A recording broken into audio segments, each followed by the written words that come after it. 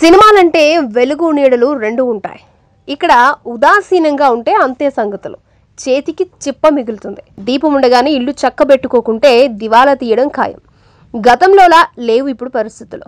ఇది గుర్తించిన చాలా మంది అలర్ట్ అయ్యి వచ్చిన డబ్బు భవిష్యత్తు కోసం భద్రం చేసి ఆ తర్వాతే ప్రస్తుత పనులు చేస్తున్నారు. అలా ఎప్పుడైతే చేయడం లేదో వాళ్లకు ఫ్యూచర్ ఉండదు. ఇక్కడే కాదు, బాలీవుడ్లోనూ ఇదే పరిస్థితి. కొన్ని సినిమాల్లో నటించి తగిన భత్యం లేక వాచ్మెన్ ఉద్యోగం చేసుకోవాల్సిన దుస్థితి. అతడే నవీ సిద్ధు. పరిశ్రమ చిన్న నుండి పెద్ద నటుల వరకు అందరికీ అవకాశాలు ఇచ్చి తగిన న్యాయం చేస్తూనే ఉంటుంది. కానీ కొందరు మాత్రం ఆ అవకాశాలు పొందడంలో వెనుకబడిపోతూ ఉంటారు. అలా వెనుకబడ్డ వాళ్ళల్లో సిద్ధు ఒకరు. Sidhu Black Friday, Gulaal, Patiala House లాంటి చిత్రాల్లో నటించారు.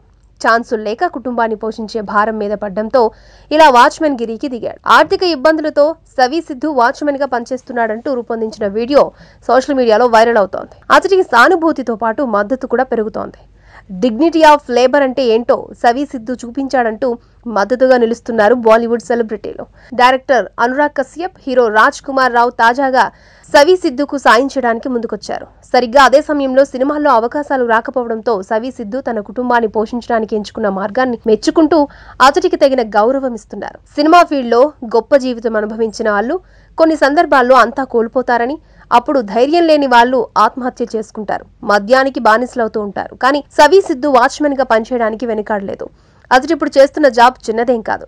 హుందాతనంతో బతకడాన్ని సవీ ఈ మార్గాన్ని ఎంచుకున్నాడు. నటుడన్న గర్వం అతనిలో లేనేలేదు.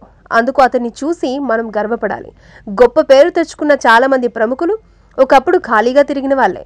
హోటల్లో వెయిటర్ గా పనిచేసిన వాళ్ళు, భేల్పూరి అమ్మిన వాళ్ళు ఉన్నారని అంటారు అనురాగ్ కశ్యప్. సవీ సిద్ధు స్టోరీ చూస్తే ఎంతో స్ఫూర్తి కలుగుతోందని యాక్టర్ రాజ్ కుమార్ రావు అన్నారు.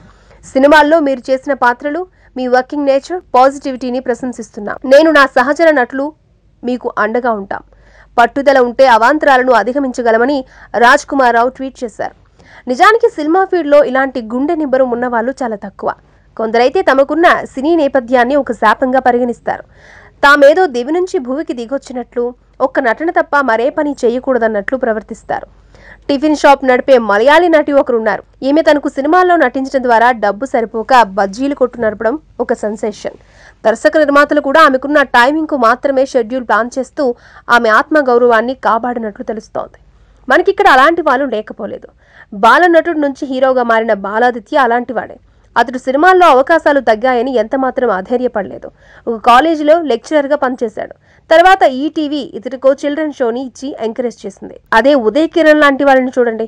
ఛాన్సులు ఇక రావన్న ఆవేశం కొద్దీ బలవన్ మరణానికి పాల్పడ్డాడు. సీనియర్ నటుడు రంగనాథ్ పరిస్థితి కూడా అంతే. ఇలాంటి ఆలోచన ధోరణి పూర్తిగా తప్పు. సిద్ధు లాంటి వాళ్ళని చూసి ఎంతైనా నేర్చుకోవాల్సిందే.